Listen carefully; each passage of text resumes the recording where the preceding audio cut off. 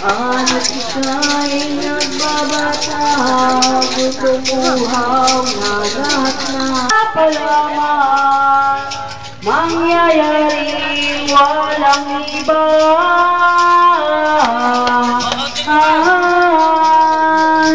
Nasa inyong ikalamang yari ang anumang bagay, kaya iyon ang wika ko.